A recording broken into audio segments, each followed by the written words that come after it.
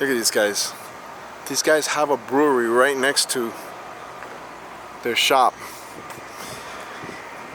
Alright guys, don't mind the shaky camera. I got...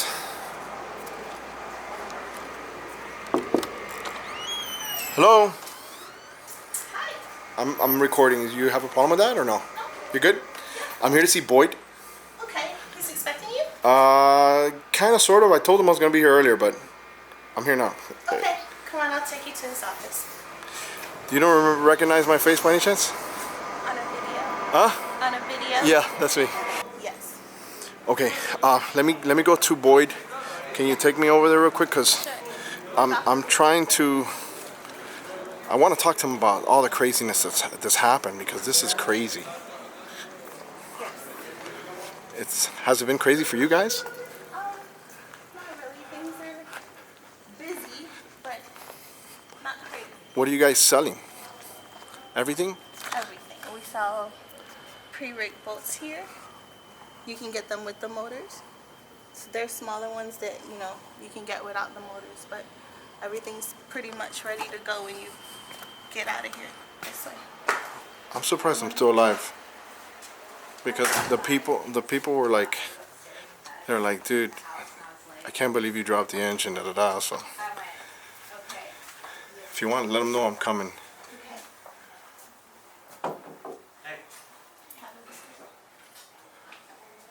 Hey, buddy.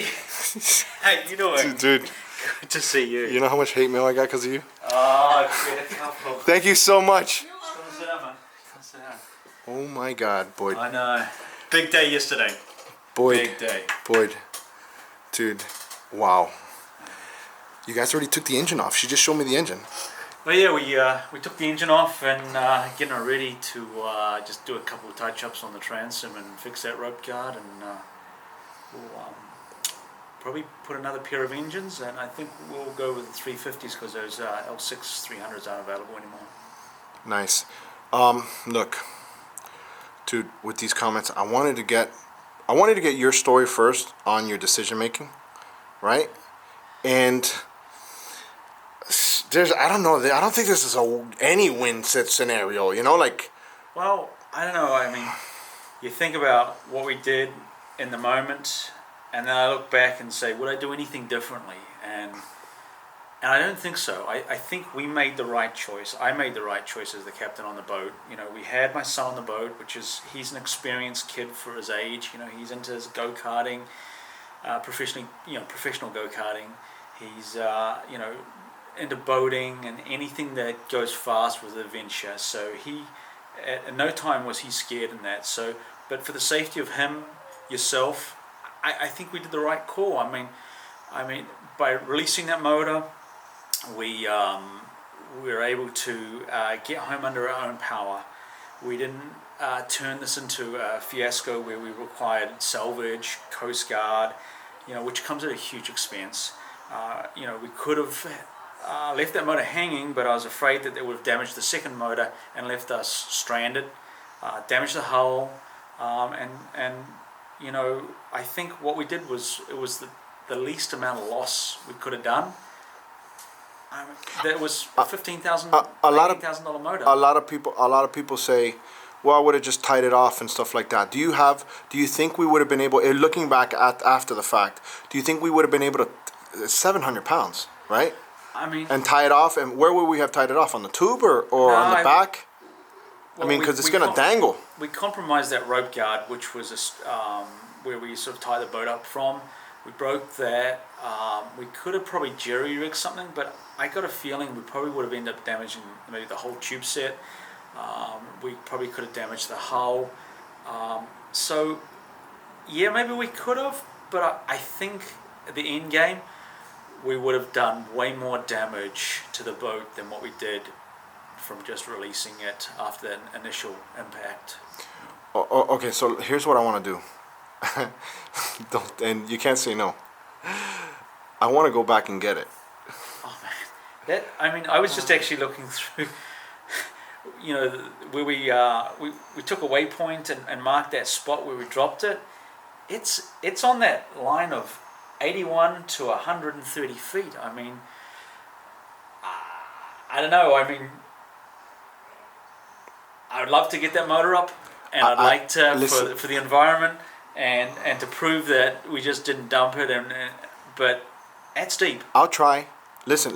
Here's the thing, though. Okay, I'll try. I got the people that I think could do it. We're talking about a company, professionals and stuff like that. They'll try, and I kind of remember where it fell. Obviously, you know, if we have the mark, I'd like to try to get it, and honestly, I'd like to try to salvage it and maybe even put it on the Willard that I'm building, that 730 Willard that I'm building that I got for like nothing. If you get it up, she's all yours, buddy. I mean, that thing is a little wet, but you know, it's going to require probably some new harness and a lot of oil, and you got to get on that straight away. But you know, you also have to take the equipment. You got to take airbags. You got to have divers that can do 120 feet, and you know, your dive time is. I got friends. Okay. You don't have I got friends. Okay, look, let's do a game plan. Let's get like the numbers. Let me look at everything good, right? And then I'm gonna go. I have my rib boat. I'm gonna go ahead and do like one of my little crazy things, and I'll be able to hook it and bring it in. I'll talk to the divers, see what they suggest. You know, obviously they do this more than me. Yeah. And then if we can bring it up, dude, that'll be one. We're getting it out. Okay, so a lot of people that were saying, well, you know, you guys are just dumping it, you know, now you kind of like people get the understanding of why you did the decision you did, you know, and I'm happy to be here, to be honest with you. I have no problem with that. I think it would be great to get it back up. It would be awesome if you could get that going again for yourself. You can have the motor, and you know what, I'll pay you expenses to get that up if you want. Okay, that sounds like a plan. Okay, so look, I'm gonna find a window. Yeah. Okay, can we go to Black Betty and walk her real quick? Absolutely. So let's go over there real quick, and I want to see. And one of the things also that I want to talk about is what we figured out why it happened. Okay. Because I want people to see that part of it as well. Yeah. For sure.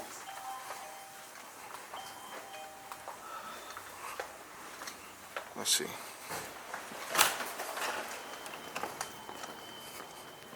You know, I told the girl up front. I was like, hey, I'm gonna come in, I'm gonna film and this and that. She goes, oh my God, please no. So she was freaking out. But I was like, look, don't worry about it. Just let me film. I know you.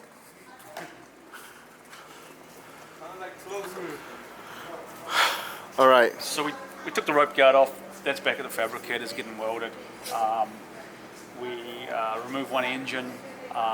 We've got a new harness coming just because we put so much tension on that harness when it was hanging, so it's probably compromised. So best thing is to replace it. So, you know, the damage is a chip on the gel coat down there and a broken underwater light. It'll buff out, and I think we're going to be good. What, you know, we did learn something. We built this boat with extra laminate, thicker transom and everything.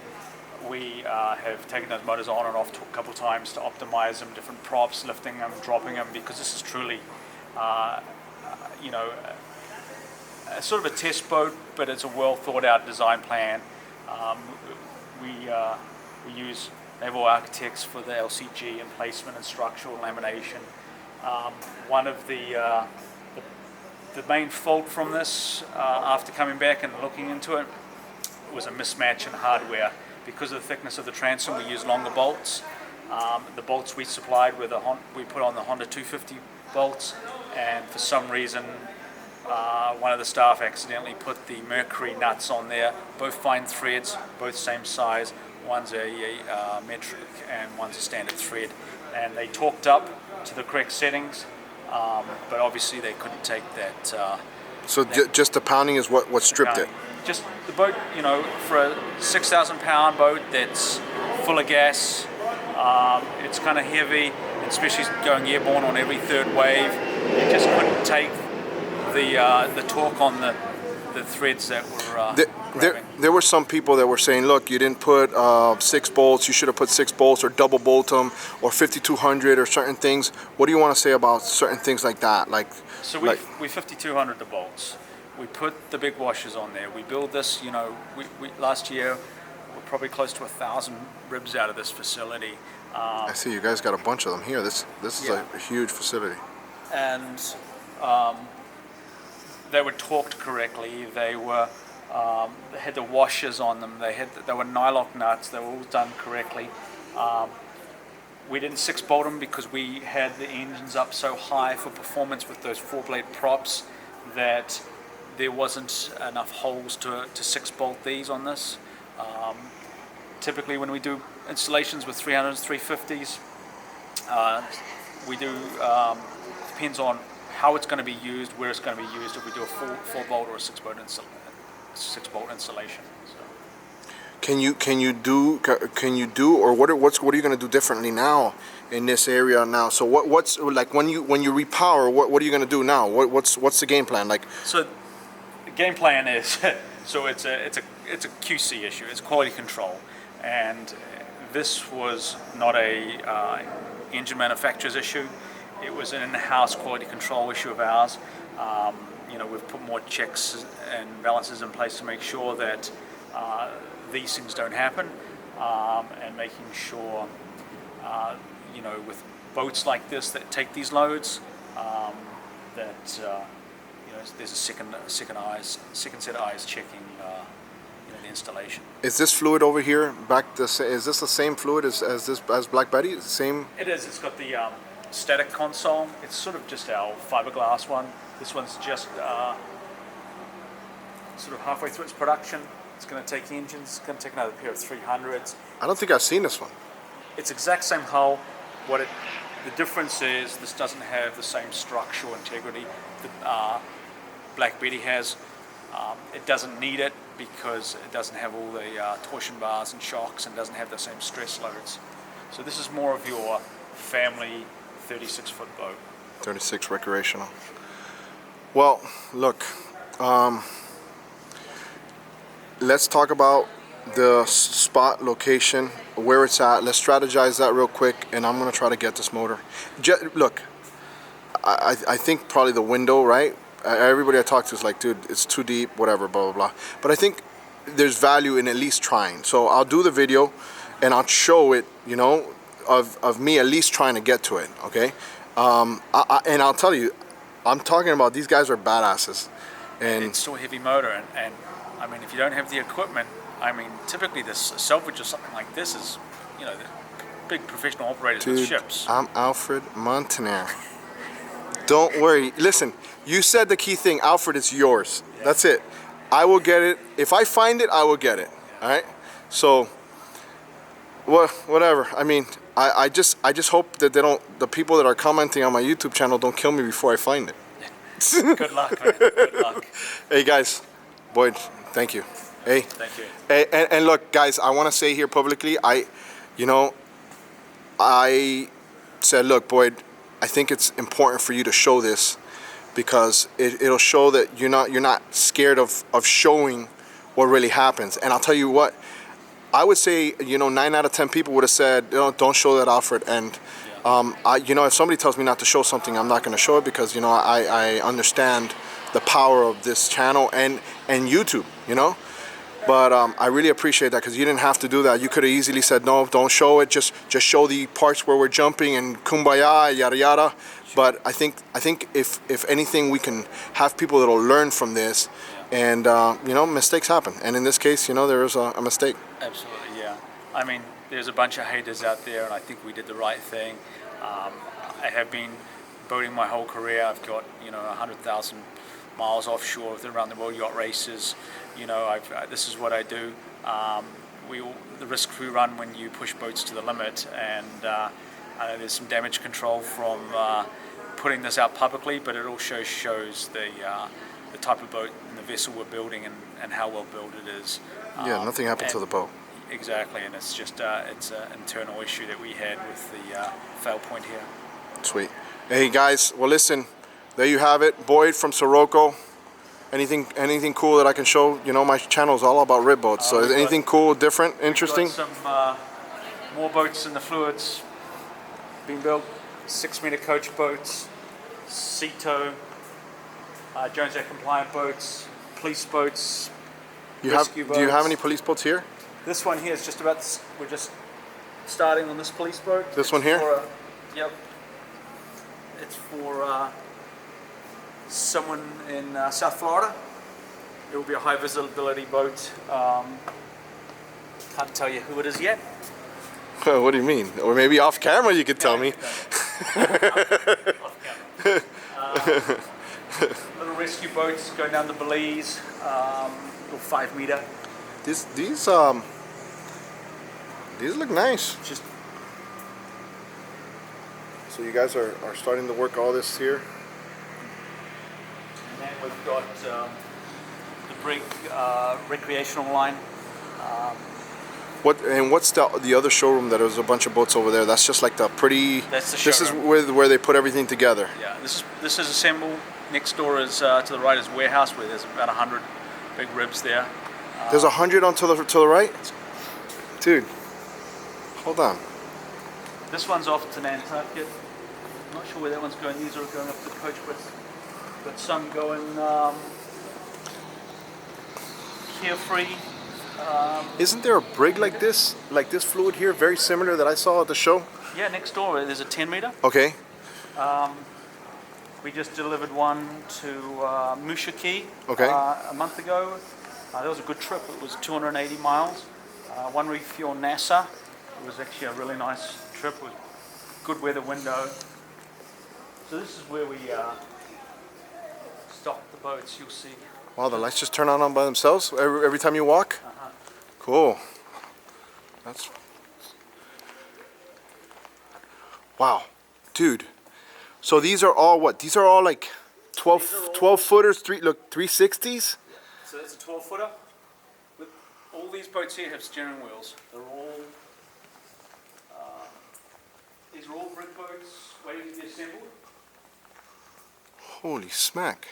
And these fluids are waiting to go up to our Georgia facility, which we have a lamination facility in Georgia. So these are this has the same thing. What was that metal piece that you had earlier that you talked about when we finished the video? It's a cut water or keel guard. Yeah, cut water. Depends where you're in what part of the country. Dude, there's so many boats here. Where are the engines? Where is there Well, like a secret engines- secret stash for the engines or? Engines are easy to get. They come in every week. Okay. Unless you want Mercury 300s, you can't get at the moment. But Yamahas are back in stock. Honda's always got inventory in stock. So typically this is a revolving door of inventory. There's containers coming in every week, and the guys, assemble boats and deliver 3. Look, it's towards the end of the day. I hear the workers over there already. They're already off the clock, and there's a brewery right next door. How much is that a problem? What? We only have 2 drinkers. I'm disappointed. Listen. I think I gotta go get a drink. After reading all those comments, I have to get a drink.